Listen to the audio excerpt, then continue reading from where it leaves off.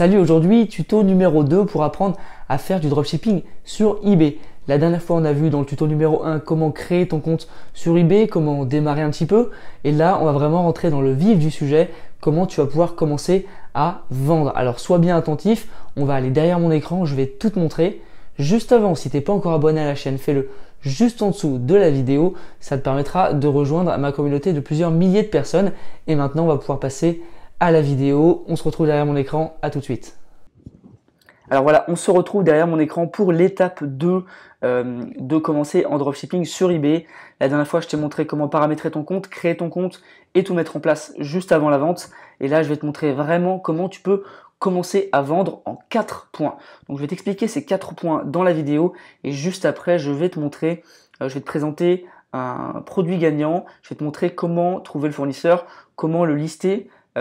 Et surtout, tu pourras voir vraiment de A à Z comment tu peux faire. Toi, la dernière fois, j'avais montré avec Amazon sur une de mes vidéos. Et bien là, je vais te montrer avec AliExpress. Ok?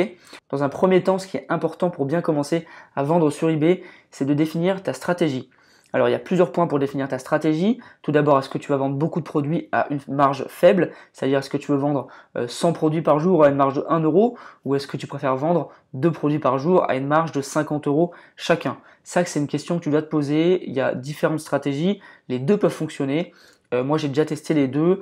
Moi, je suis plutôt à faire du volume, mais tu peux aussi faire de la marge. Moi, je sais que j'ai des produits qui margent à 2-3 euros. J'ai des produits qui margent à 15-20 euros, mais pas plus. Après, tu peux le faire. Tu peux vendre des produits à 200-300 euros qui marchent beaucoup. Ça se fait beaucoup. Donc, c'est à toi de tester et de voir ce que tu as envie de faire. Le deuxième point de la stratégie, c'est de choisir entre une niche et être généraliste. Sur les marketplaces tels que eBay, Amazon, on a souvent tendance à être généraliste parce que voilà, on peut lister tout plein de produits. On a juste à chercher les produits qui se vendent et à les lister. On n'a pas à avoir de niche. Après, tu peux aussi fonctionner par niche. L'avantage d'une niche, c'est que si quelqu'un va venir sur ta boutique, il pourra acheter plusieurs objets. Par exemple, si tu vends un ballon de foot et qu'il va voir tes autres objets, il va peut-être t'acheter des protèges tibia, il va peut-être t'acheter des cages de foot, etc. Alors que si tu es généraliste, lorsqu'il va arriver sur ton ballon de foot et qu'il va aller dans ta boutique, il va voir peut-être des produits pour mécaniciens, des coques d'iPhone, etc. Et peut-être que du coup, il va acheter qu'un seul produit ou zéro. Mais effectivement, ce qui est plus dur pour les niches, c'est la recherche des produits, puisque voilà, trouver une niche avec que des produits gagnants, c'est pas forcément facile. Moi, pour info, je suis sur du généraliste, mais après, ça, tu peux très bien réussir en niche. Les deux fonctionnent, ok? Ah bah tiens, une petite vente en direct, c'est sympa. En tout cas, ce qu'il faut aussi savoir, c'est que tu dois choisir entre beaucoup de listings ou peu de listings, mais bien optimisés. Par exemple, je vais m'expliquer. Tu peux avoir 100 listings ou même 10 000 listings qui sont peu optimisés, mais du coup tu les listes en masse. C'est juste pour voilà, avoir beaucoup de produits, mais pas forcément optimiser les titres, etc. Ou alors tu peux en avoir juste 10 et bien les optimiser. Voilà, mettre des mots-clés, etc. Les deux peuvent fonctionner. Je connais des gens qui ont 50 produits et qui vendent beaucoup plus que des gens qui ont 10 000 produits. Ça veut rien dire. Il faut simplement que toi, tu choisisses ta stratégie. Soit optimiser, soit avoir beaucoup de listings. Enfin, ce qui est important lorsque tu veux vendre sur une marketplace, c'est de choisir ton marché. Est-ce que tu veux vendre sur le FR, sur le UK qui est l'Angleterre, ou le US qui est les États-Unis? Il y a beaucoup de choix. Moi, ce que je te conseille, c'est de commencer dans ton pays au départ. Si tu es en Angleterre, tu vends en Angleterre. Si tu es en France, tu vends en France. Pourquoi? Eh bien, parce que c'est beaucoup plus facile si tu es en France pour utiliser Amazon FR, pour utiliser Cdiscount, AliExpress, etc. Alors que par exemple si tu es en France et que tu veux vendre sur le UK, utiliser Amazon UK, etc., c'est parfois un peu plus compliqué. Donc commence tes premiers chiffres sur le marché dans lequel tu te trouves et après tu penseras à t'étendre un peu plus. Si tu as un fournisseur qui est chinois, tu peux aussi penser à vendre dans toute l'Europe par exemple. Parce qu'avec AliExpress, tu peux avoir la livraison gratuite qui va en Allemagne, qui va en France, qui va en Italie, etc. Donc quand tu vas lister ton produit sur le marché français, tu vas pouvoir mettre qu'il est aussi disponible en Italie, en Allemagne, en Espagne. Ça va te donner un peu plus de visibilité. Et comme quand tu prends un objet de Chine, tu dois payer la TVA collectée lorsque tu vas vendre ton produit, eh bien que tu le fasses en Allemagne, en Espagne ou en France, ça revient à peu près au même. Donc dans tous les cas, c'est la même chose. Donc tu peux mettre qu'il est disponible dans plusieurs pays d'Europe, tant que tu as la livraison gratuite, etc. Ça te permettra d'avoir plus de visibilité et sans forcément aller sur ebay.com ou eBay UK. Le deuxième point très important pour commencer à vendre, c'est d'identifier des produits qui se vendent. Pour identifier des produits qui se vendent, tu as plusieurs techniques. Moi, je t'en ai montré une dans une précédente vidéo que je t'invite à aller voir, qui est sur ma chaîne, qui se nomme Trouver des produits gagnants en 2 minutes. Eh bien, tu pourras la voir, c'est bien espionner les bons vendeurs d'eBay. Donc, quand tu vas aller sur eBay, tu vas voir, tu vas taper n'importe quoi. Par exemple, lampe de bureau, c'est ce que j'ai fait juste là.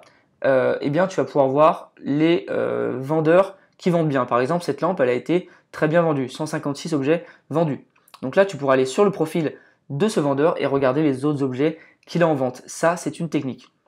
Il y a une autre technique aussi qui consiste, tu tapes un produit, donc là, lampe de bureau comme je l'ai fait, et tu peux aller voir les produits qui sont vendus. Donc là, les listés, il y en a 25 000, ok, enfin même plus que 25 000, et tu vas dans Vente réussie qui est ici. Ça te permet de voir le quota entre le nombre de produits vendus et le nombre de produits en cours, d'accord? Donc là, il y a 3800 produits vendus sur 25 000 en cours, donc ça fait un huitième à peu près.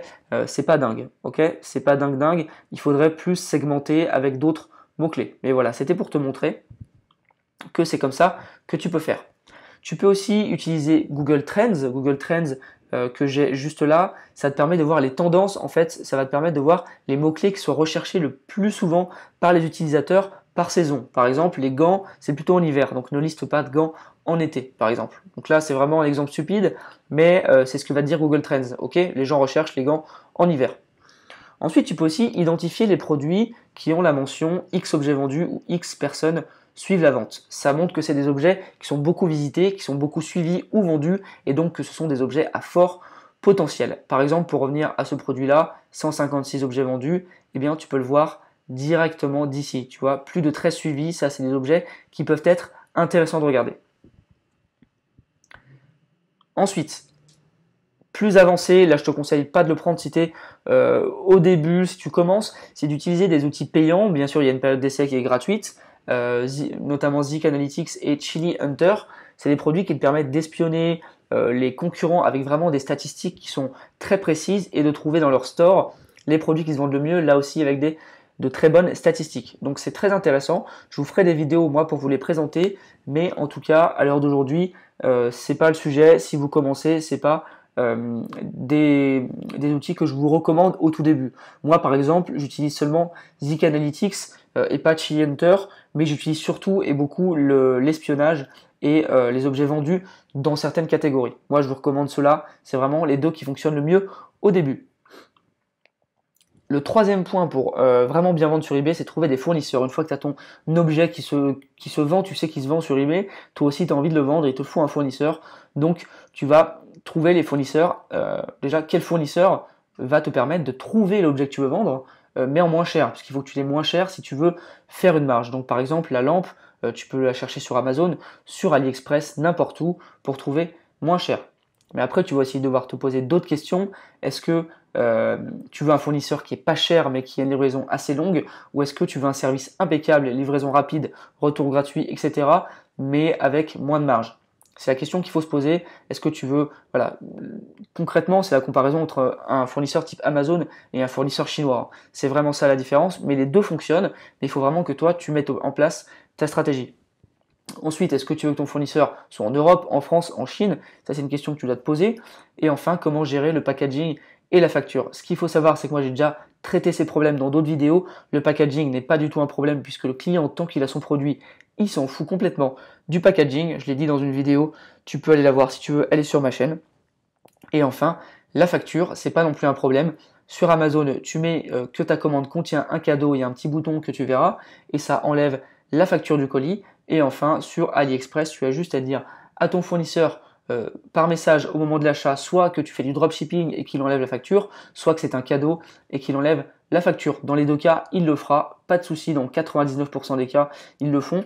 Et donc je te conseille de faire ça, ça marche plutôt très bien. Donc ça, c'est pas du tout un problème, mais je souhaitais quand même en reparler. Enfin, dernier point, ce qui est hyper important quand tu vas commencer à vendre sur eBay, c'est optimiser tes listings. Donc optimiser tes listings, c'est utiliser des mots-clés dans ton titre, par exemple, ce qu'il faut faire, c'est que tu utilises des mots-clés parlants. Par exemple, si tu vends une poubelle, si tu marques juste poubelle en aluminium, eh bien tu auras des milliers et des milliers de listings qui vont tomber et ton listing sera perdu au milieu de tous ces autres listings. Donc il faut que tu l'optimises, il faut que tu mettes, moi ce que je conseille, c'est de mettre 4 mots-clés qui sont larges, par exemple poubelle en aluminium, ok. Et ensuite que tu mettes, ça s'écrit peut-être pas comme ça, voilà. Et ensuite que tu mettes 4 mots-clés très précis. Par exemple, je sais pas, la taille, par exemple 2 litres, le volume, que tu mettes 2 litres, que tu mettes ouverture tactile, j'en sais rien. Et en fait, pourquoi il faut faire ça? Eh bien tout simplement parce que si tu mets juste poubelle en aluminium, quand un client va taper poubelle en aluminium sur la recherche, il va tomber sur des milliers de listings et du coup tu vas être perdu là-dedans. Alors que si tu as un client qui tape poubelle en aluminium, ouverture tactile, eh ben lui il aura 10 listings et potentiellement tu auras beaucoup plus de chances qu'il achète chez toi. Donc c'est pour ça qu'il faut mettre ça. Il faut mettre 3-4 mots-clés larges et 3-4 mots-clés très précis. C'est ce que je te conseille de faire. Ensuite, les caractéristiques de l'objet. Donc ça, c'est quelque chose que eBay va te demander de remplir, c'est-à-dire la marque, la couleur, la taille, le poids. Tout ça, il faut que tu le mettes parce que on va dire l'algorithme d'eBay, c'est comme un moteur de recherche. C'est comme Google. Il faut que tu optimises. Donc quand tu as mis toutes les caractéristiques, tu as beaucoup plus de chances qu'eBay te mette tes listings plus haut dans les recherches et aussi que les utilisateurs te trouvent, puisque eux, s'ils cherchent des caractéristiques, eh bien, ils vont te trouver. Enfin, tu as aussi les photos. Normalement, tu as une douzaine de photos que tu peux mettre sur eBay. Moi, je te conseille déjà d'en mettre le maximum. Si tu peux arriver à 12, c'est très bien. Si tu as 9, 10, 11, c'est déjà très bien. Et quelque chose que personne ne fait, que moi je te recommande, eh bien, c'est de mettre des noms à tes photos. Il faut que tu les renommes. La plupart des gens font des screenshots ou ils copient le lien de la photo et le mettent sur eBay. Eh bien, moi, je te conseille pas de faire ça. Je te conseille de donner un nom à tes photos. Avec, bien sûr, des mots-clés qui sont dans le titre. Donc par exemple tes photos, tu les appelles poubelle en aluminium, ouverture tactile. Pourquoi? Tout simplement parce que ça aussi, ça rentre dans l'algorithme d'eBay. Si tu as des photos qui sont renommées et que tes mots-clés sont cohérents avec ton titre, eh bien tu seras aussi mis en avant. C'est comme Google. Google, si tu renommes tes photos de ton blog ou etc., eh bien tu es plus mis en avant puisque tes photos ont des noms. Et c'est très important de mettre des noms à tes photos. Donc tu les renommes dans un fichier, tu l'enregistres et tu mets un autre nom. Et après, tu la upload sur eBay. Enfin, encore une fois, il faut bien optimiser ta description. Il faut mettre les mots-clés qui sont dans ton titre et dans tes photos. Il faut que ça se retrouve dans la description. Et il faut aussi qu'elle soit claire, précise, qu'on sache ce que c'est. Parce que si ça veut rien dire, encore une vente, si ça veut rien dire, eh bien, ça peut être problématique. Parce que tout simplement, si on ne comprend pas ce que tu as écrit, que tu as juste copié-collé une description, eh bien c'est compliqué parce que les gens vont pas comprendre et du coup ils vont pas acheter. Ils vont se dire mais elle veut rien dire sa description, donc ils vont pas acheter. Donc c'est hyper important que tu l'optimises. Donc tu retouches ta description. Et enfin dans ta description en bas il faut bien que tu mettes tes conditions de vente. Alors déjà eBay va te les demander, donc il faut que tu mettes 30 jours retour, 30 jours d'acceptation de retour, livraison gratuite et rapide en 3-4 jours si possible si tu utilises un fournisseur français, sinon tu mets 2-3 semaines pour AliExpress et que tu mettes le paiement par PayPal. Et toutes ces conditions, tu les réécris en dessous de la description. Ça va mettre ton listing en valeur et surtout l'acheteur quand il va lire ton listing, il va être confiant. Il va avoir confiance en toi et en ton statut de vendeur parce que il verra retour sous 30 jours, garantie, satisfait ou remboursé, etc. Ça, c'est des mots qui dans la tête d'un acheteur, sont percutants. Et enfin, il faut que tu aies un bon profil de vendeur. Pourquoi? Eh bien tout simplement parce que si l'acheteur il hésite à acheter ton objet, il va cliquer sur ton profil de vendeur pour voir qui tu es, quel type de vendeur, etc. Si tu n'as pas de logo, si tu n'as pas de description, il va pas acheter chez toi. Donc il faut que tu mettes un logo, il faut que tu mettes une description, que tu as des produits de qualité, que tu es un vendeur français, que tu livres rapidement, etc. À toi d'avoir de l'inspiration, mais c'est important que tu mettes une description. Donc voilà pour les 4 points que je voulais te mentionner. Maintenant on va passer sur eBay, je vais te montrer directement comment j'ai trouvé un produit gagnant. Donc c'est vraiment un bon produit que j'ai trouvé là et comment le trouver sur AliExpress et surtout comment le lister. Ok. Donc je me suis créé moi un compte eBay il y a 20 minutes. pour justement te faire des tutos. Donc par exemple, j'ai juste tapé lampe de bureau, honnêtement j'ai fait 5 minutes de recherche, hein. J'ai juste tapé lampe de bureau sur eBay, ok, il y avait 26 000 résultats. Et juste ici j'ai trouvé cette petite lampe qui est quand même à 30 plus 6 euros, ça fait 36 euros, 35,80 exactement, mais 36 euros on va dire, qui a 156 objets vendus, alors que pour moi sincèrement je sens qu'elle vaut beaucoup moins que ça. En plus la livraison n'est même pas gratuite, donc il y a quelque chose à faire là-dessus. Bon, c'est un vendeur top fiabilité, donc ça doit être un très bon vendeur, mais il y a vraiment quelque chose à faire là-dessus. Donc je l'ai ouverte, ok, pour l'observer. Donc déjà, retour sous 14 jours. Si tu mets 30 jours, tu vas être mieux que lui. La livraison est correcte, elle est même bien. Il a vendu pas mal d'objets. Bon, le prix, je pense qu'il est correct, mais la livraison, c'est pas possible. Donc si toi, tu mets déjà le même objet au même prix, avec une livraison gratuite et remboursement sous 30 jours, déjà, tu vas passer devant lui. Après, il faut bien évidemment que tu mettes toutes les infos, etc. Lui, il a mis quelques infos, mais pas toutes. Il n'a pas mis la couleur, il n'a pas mis la matière, etc. Donc ça, tu peux vraiment optimiser ça. Par contre, il a mis une belle description et il a mis, voilà, ça, c'est vraiment important que tu mettes ça, toi. Garantie, satisfait ou remboursé, etc. Donc voilà, lui, il a mis tout ça. Ce que j'ai fait, moi, c'est que j'ai recherché ce produit sur AliExpress. Donc j'ai tapé lampe de bureau, je crois. Voilà. J'ai eu plein de produits. Je les ai triés par commande pour avoir les produits qui ont été le plus vendus au cours des derniers mois. Et j'ai pris celui-ci. Pourquoi est-ce que j'ai pris celui-ci? Parce que j'en voulais pas une trop cheap non plus et pas une trop chère non plus. Voilà, celle-ci elle a 1 euro. Je me suis dit que c'était peut-être un peu abusé. Donc j'ai pris celle-ci qui m'a l'air beaucoup mieux, beaucoup plus puissante, etc. Et en plus qui peut s'accrocher à la table comme sur eBay. Et puis il m'avait l'air bien noté le vendeur.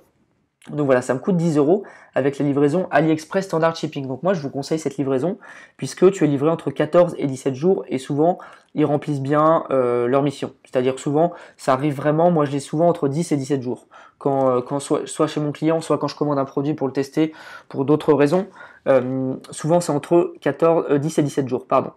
Sinon, tu peux prendre aussi e-packet, c'est entre 13 et 22 jours. Cependant, il y a peu de produits en e-packet et celui-là, par exemple, il ne l'a pas. Donc voilà. Donc ce qu'il faut regarder si tu veux savoir si un produit est bien, tu vas dans évaluation, enfin si un vendeur est bien, pardon. Moi ce que je fais c'est que je mets with pictures, donc c'est pour avoir les photos, et que je mets les annonces de France, les évaluations de France. Donc il y en a une, donc ça te permet de voir, voilà, reçu à temps, donc voilà, ça montre que quand tu le commandes de France, ça ne doit pas poser de problème, bonne lumière, commode, pratique, satisfait. Donc voilà, et puis tu as des petites photos. Donc voilà, ça, tu vois, il est attaché à la table, c'est pas mal, les photos sont pas ouf, mais ça te permet de voir qu'il y a un Français qui l'a commandé et qu'il est satisfait tant sur la livraison que sur le produit. Donc ça, c'est un truc que tu peux faire, à tester. Ok. Donc voilà, ce produit est pas mal. Il est à 10,70. Lui, il le vend à 35, donc il y a vraiment de la marge à faire. Sachant qu'il faut enlever tous les frais hein, après. Et puis comme on prend de AliExpress, il y a aussi la TVA collectée après. N'oubliez jamais ça. Quand tu prends un fournisseur en dehors de la France, tu vas devoir redonner la TVA que tu as collectée en vendant à un acheteur. On en parlera plus tard. Donc là, je vais vous montrer comment vendre. Je me suis rendu compte que c'était un nouveau dispositif pour vendre quand on est particulier, puisque là c'est un compte particulier, hein, j'ai pas de boutique sur ce compte-là. J'avais pas l'habitude d'utiliser ceci, puisque ça se présente pas du tout comme ça quand on a une boutique. Donc là on va taper lampe de bureau. Hop. Donc là, hyper important, bien choisir la catégorie. Si tu places ta lampe dans animalerie, tu peux être sûr que tu feras 0 vente. Donc là, tu mets bien dans lampe. Ce qui est bien, c'est qu'il te recommande une catégorie. Donc ça, c'est plutôt sympa, t'as pas à la chercher. Créer une annonce, 9 bien évidemment. Hop, et puis là, tu vas arriver sur ton listing. Donc la lampe de bureau, évidemment, c'est trop court. Donc comme je t'ai dit, tu mets des mots vraiment parlant au début. Lampe de bureau orientable ou amovible orientable. Orientable, voilà, ça c'est les mots de base. Et après, tu vas aller chercher plus loin. Tu vas aller chercher plus précis. Tu vas mettre par exemple câble USB, capteur tactile. Voilà. USB, capteur tactile. Hop, on va peut-être rajouter autre chose. Lecture, ah ouais, c'est bien ça, je pense. lampe de lecture. Hop, voilà. Bon, c'est pas forcément le titre le plus optimisé, mais c'est pour te montrer. Là, tu vois, tu as vraiment des mots clés qui sont assez vagues. C'est-à-dire que si tu tapes ça, tu auras beaucoup de listings. Et après, tu as ça derrière. Et ça, c'est beaucoup plus précis. Il faut vraiment combiner les deux. Ok, c'est hyper important. Ensuite, ici, tu vas mettre tes 12 photos. Bon, je vais pas le faire parce que ça va prendre du temps. Mais tu vas sur ton produit AliExpress, tu fais un screen ou tu copies-colles les photos qui sont là. Ou alors tu les enregistres, mais en tout cas, il faut qu'à un moment tu les enregistres pour les renommer. Donc tu fais comme tu peux, tu les renommes et après tu les réuploads sur eBay. Ensuite ici tu vas tout renseigner, donc couleur blanc, caractéristiques bras flexible. Bon, je mets un peu au hasard, mais voilà, il n'y a pas de marque. Là tu mets non applicable pour la pièce fabricant parce que tu ne connais pas le numéro de la pièce, la matière ça doit être du plastique.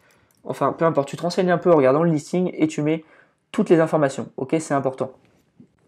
Ensuite, pour la description, alors là, comme ça en français, tu peux te permettre de faire ça.